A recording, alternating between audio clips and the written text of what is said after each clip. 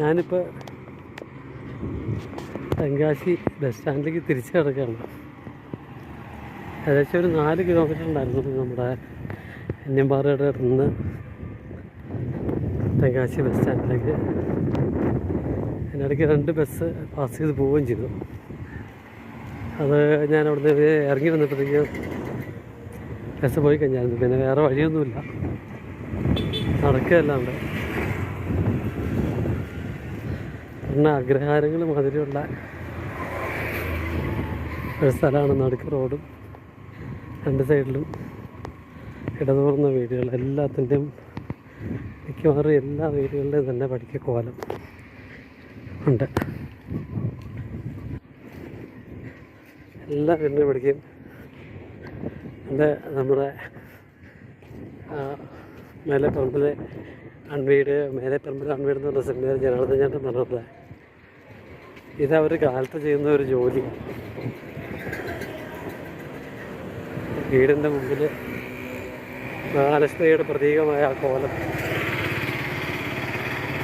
ഇടുന്ന ഒരു ചടങ്ങ്. അതിപ്പോൾ എന്തൊക്കെ ഉണ്ടായാലും അവർ ചെയ്തിരിക്കും. എല്ലാ വീടിൻ്റെ മുമ്പിലും എല്ലാ ദിവസവും തന്നെ ഏതാണ്ട് ആ കോലോടുന്ന പരിപാടി കൃത്യമായിട്ടുണ്ടാവും. അട്ടുവച്ചയാണ് ഏകദേശം 1:45 മണി സമയം കഴിഞ്ഞത്. അതുകൊണ്ട് തന്നെയാണ്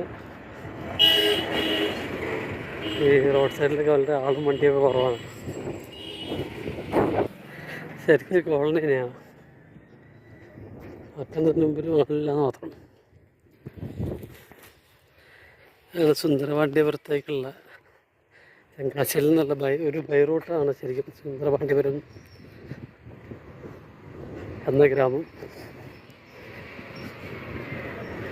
കൃത്യത്തിന് നമുക്ക് ബസ്സൊന്നും കിട്ടിയില്ല, യാതൊരു വാഹനവുമില്ല. തൽക്കാലം നടക്കാതെ ഒരു രക്ഷയില്ല ആ അവസ്ഥ. കാര്യം ഷെയർ ഓട്ടോകൾ അങ്ങോട്ട് പോകുന്നുണ്ട്, പക്ഷെ തിരിച്ചു വന്നൊന്നും കാണുന്നില്ല. അവർ വേറെ ഏതോ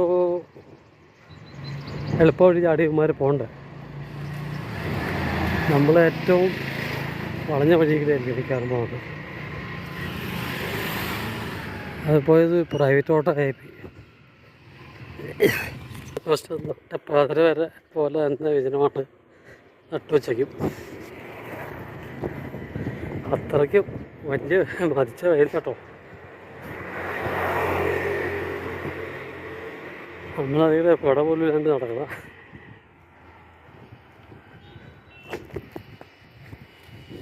ഏറ്റവും രസകരമായിട്ടുള്ള സംഭവം ഞാൻ കണ്ടത് BSNL ഇവിടെ 4G കവറേജാണ്.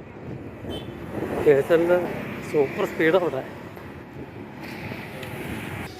എന്താ ഒരു കട ഉണ്ടോ, എൻ്റെ പേരുണ്ടോ, ധനലക്ഷ്മി കടാക്ഷം ഗാർമെൻറ്റ്സ് മലയാളത്തിൽ എഴുതിയിട്ടുണ്ട്.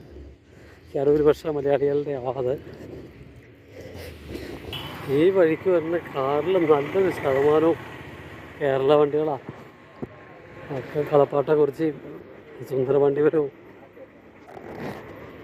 ഈ അന്യമ്പാറയൊക്കെ പോയിട്ട് വന്ന വണ്ടികളാണ് അധികം. അപ്പോൾ അതുപോലെ തന്നെ ഇപ്രാവശ്യം ഈ സൂര്യകാന്തി പൂക്കളുടെ ഒരു വിളവ് കുറവായിരുന്നു. കഴിഞ്ഞ പ്രാവശ്യം എന്തോ ഒരു വൈറസ് ബാധ ഉണ്ടായി.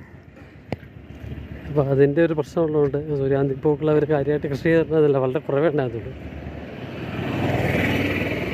അപ്പോൾ എവിടെയോ ഒരു സ്ഥലത്ത് ഉണ്ടെന്ന് പറഞ്ഞ്, ഏതോ ഒരു വടകര എന്ന സ്ഥലത്ത് ഉണ്ടെന്ന് പറഞ്ഞുകൊണ്ട് ആൾക്കാർ അങ്ങോട്ട് പോകുന്നുണ്ട്. പക്ഷെ അവിടെ ഉള്ളവർ പറഞ്ഞത് അവിടെയൊക്കെ എല്ലാം വാടി തുടങ്ങിയെന്നാണ് പറഞ്ഞത്. അതായത് സെപ്റ്റംബർ അവസാനത്തോടുകൂടി ഇതിൻ്റെ ഒരു കാഴ്ച തീരും, പൂവൊക്കെ വാടി തുടങ്ങും. അപ്പോൾ കാണണമെങ്കിൽ ആഗസ്റ്റ് ഒരു പകുതി, ഒരു 10-ാം തീയതിക്കകം വരുവാണെങ്കിലാണ് ഏറ്റവും നല്ല അതിൻ്റെ ഒരു കൃത്യമായിട്ടുള്ള വ്യൂ നമുക്ക് കിട്ടുള്ളൂ. എനിക്ക് ഏതായാലും വന്നപ്പോൾ തന്നെ പുതിയൊരു പാടത്തിൻ്റെ ആണ് ഞാൻ പോയത്. അതുകൊണ്ട് നന്നായിട്ടുള്ള ഒരു വീഡിയോ, നല്ല വ്യൂ എനിക്ക് കിട്ടി. അടിപൊളി വീഡിയോ ആണ് എനിക്ക് കിട്ടിയത്. എനിക്ക് ബസ് വരാൻ സാധ്യതയില്ല, അതുകൊണ്ട് തന്നെ ഓട്ടോ കിട്ടുവാണെങ്കിൽ ഓട്ടോയ്ക്ക് കയറിപ്പാന്നുള്ള തീരുമാനത്തിലാക്കിയത്. ഏകദേശം 2 കിലോമീറ്ററോളം അല്ലെങ്കിൽ ഇനിയും നടന്നു.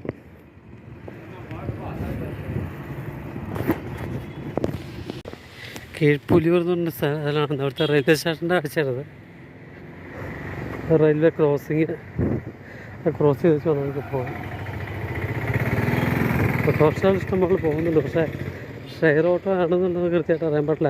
അല്ലെങ്കിൽ എത്ര രൂപ പറയുന്നത് അറിയാൻ പാടില്ല. അതുകൊണ്ട് തൽക്കാലം എന്താകെ വർക്കല സൈഡിൽ എവിടെ ഓട്ടുള്ള വണ്ടിയാണ് 82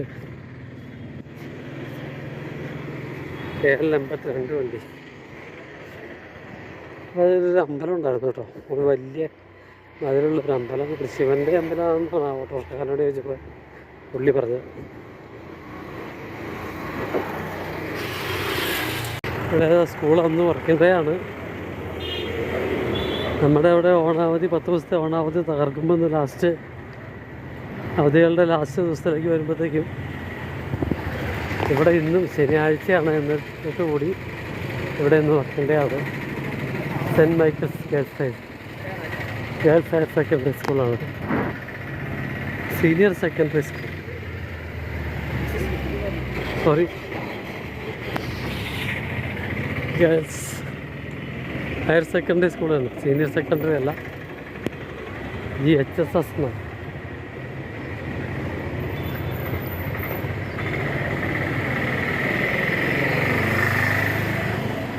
ക്യാഷ് ഇടുങ്ങിയ തരുക ആയിരുന്നു. നമ്മൾ നടന്നു വന്ന വഴി ഇവിടെ എത്തുമ്പോഴത്തേക്കും 2 വണ്ടി ഏകദേശം അത്യാവശ്യം കടന്നു പോകാനുള്ള വീതിയുണ്ട്. 2 സൈഡിലും ജനവാസമുള്ള സ്ഥലങ്ങളാണ്. മുമ്പ് ഒരു പക്ഷേ ഇതിലൊക്കെ നടക്കുമ്പോഴത്തേക്കും ഇതൊക്കെ വളരെ വൃത്തികെട്ട രീതിയിലുള്ള ഒരു തെരുവായിരുന്നു. തെരുവിൻ്റെ കാഴ്ചയായിരിക്കും ഇപ്പോൾ ഒരു പക്ഷേ കെട്ടിയിട്ടുണ്ടാവും. ഇപ്പോൾ ഏതാണ്ട് നമ്മുടെ നാട്ടിലെ പോലെ തന്നെ അത്യാവശ്യം നല്ല വൃത്തിയുള്ള, യാതൊരു തരത്തിലുള്ള അഴുക്കുകളും മാലിന്യങ്ങളും ഒക്കെ ഒന്നും ഇല്ലാത്തൊരു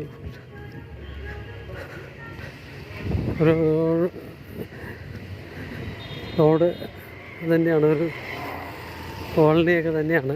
എന്നാലും കുറച്ച് മുമ്പ് കണ്ട പോലെയുള്ള കാഴ്ചകൾ ചില സ്ഥലത്തൊക്കെ ഉണ്ട്, ചുരുക്കം ചില സ്ഥലങ്ങളിലേ ഉള്ളൂ.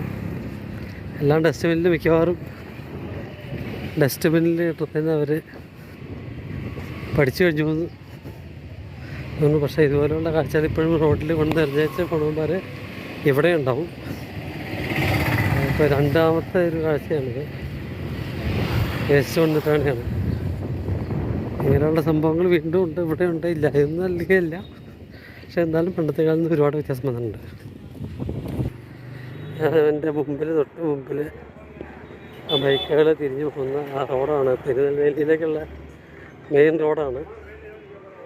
അതൊരു 1.5 കിലോമീറ്റർ ബസ് സ്റ്റാൻഡിൽ നിന്ന് പോയിട്ടുണ്ട്. അടുത്തോട്ടൊരു തിരിവ്, നേരെ ഈ വഴിക്ക് തന്നെ നമ്മൾ വന്ന വഴി തന്നെ പോയ സുന്ദരപാണ്ഡിപുരം ആണ്. പ്രത്യേകിച്ച് നടന്നു പറയാനില്ല. ബസ് സ്റ്റാൻഡിൽ നേരെ തിരുനെൽവേലി റൂട്ടിൽ പോകാതെ ഇങ്ങനെ ഒരു സിഗ്നൽ ഇവിടെ ഉണ്ട്, അത് തൽക്കാലം ഒരു അടയാളമാക്കി വെച്ച് പോരുക. ഇവിടെ നിന്ന് വലത്തോട്ടാണ് ഇനി പോകേണ്ട സ്റ്റാൻഡിലേക്ക്.